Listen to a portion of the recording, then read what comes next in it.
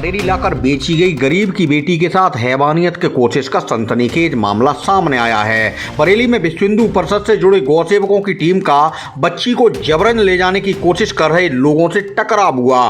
खूनी संघर्ष में कई गौसेवक घायल भी हो गए। हालांकि उन्होंने अपनी जान जोखिम में डालकर बिहार की बेटी को हमलावरों के चंगुल से बचा लिया। संघर्ष की घटना सामने आने के बाद पुलिस ने केस दर्ज कर आगे की कार्रवाई शुरू कर दी है। बच्ची फिलहाल पुलिस की सुरक्षा में है। बिहार और बंगाल के गरीब परिवारों के बच्चों को पश्चिमी यूपी, रोहिलखंड और देश के विभिन्न हिस्सों में ले जाकर बेचे जाने और उनके यौन शोषण के मामले लगातार सामने आते रहे हैं। बिहार बंगाल के गरीब परिवारों के बच्चों को पश्चिमी यूपी, रोहिलखंड और देश के विभिन्न हिस्सों में ले जाकर बेचे जाने और उनके शोषण के मामले लगातार सामने आते रहे हैं। ताजा घटना बरेली के नवाबगंज इलाके की है, जहां बिहार से लाकर बेची गई बच्ची को कई दिन से बंधक बनाकर रखा गया था। बीएफ के जिला गौशाला संपर्क प्रमुख प्रमोद गुप्ता ने पुलिस को बताया कि नवाबगंज क्षेत्र में कटीले तार लगाकर गौवंशी जानवरों को घायल किए जाने की सूचना मिलने के बाद वह टीम के साथ मौके पर जा रहे थे।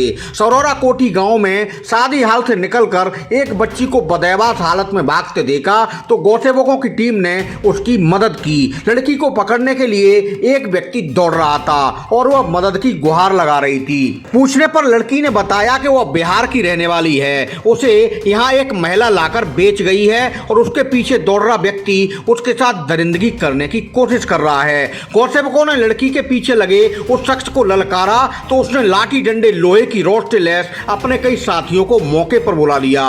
मुकाबले में गौसेवकों की संख्या कम पड़ गई। हालांकि हमलावरों के हमले में कई साथियों के गंभीर रूप से घायल होने के बाद भी बीएफ कार्यकर्ताओं ने बिहार की बेटी की रक्षा की।